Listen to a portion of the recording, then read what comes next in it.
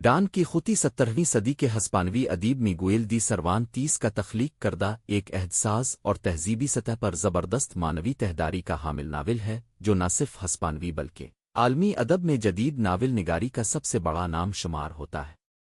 اس متن کو ادب میں بیانیہ تجربے کی جدت، فکشن کے صنفی ارتقاء اور فلسفیانہ استعارہ کاری کی اعلیٰ مثال قرار دیا جاتا ہے۔ ڈان کی خطی نے قدیم رومانوی داستانوں کے خلاف ایک تنزیہ اور حقیقت پر مبنی تنقید پیش کی۔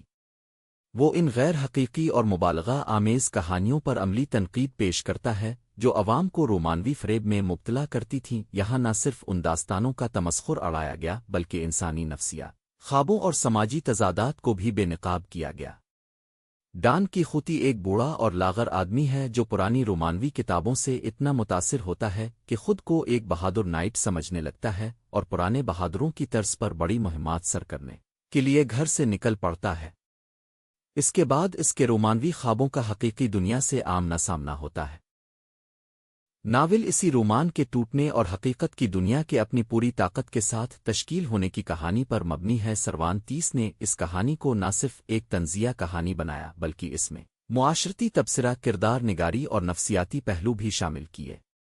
ڈان کی خطی محض ایک تخلیقی داستان نہیں بلکہ یہ ایک متنی خود آگاہی اور بین المتنیت پر مبنی وہ بیانیہ تجربہ ہے جس میں سروانتیس نے قرون وسطی کی رزمیہ روایتوں، عشق اور مہم جوئی کی داستانوں اور شہسوارانہ ادب کے طلسماتی اسالیب کی تنقید اور تخریب کے ذریعے عصری حقیقت پسندی کو ادب میں متعارف کرایا۔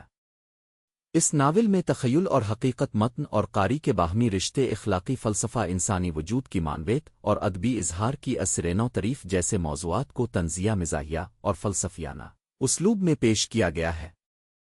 ادبی تاریخ میں اسے پہلا جدید ناول ہونے کا شرف حاصل ہے جس نے بیانیے کو تخیل کی اسرار بھری دنیا سے نکال کر حقیقت کی سرزمین پر اتار دیا تھا۔ ڈان کی خطی 17ویں صدی سے قبل کی رومانوی کہانیوں کے خلاف ایک خلاقانہ ادبی رد عمل ہے۔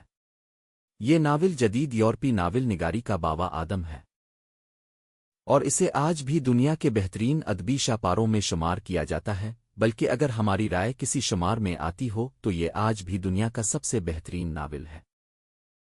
اگر آپ کو یہ ویڈیو پسند آئی ہو تو ویڈیو کو لائک اور ہمارے چینل کو سبسکرائب ضرور کیجیے گا۔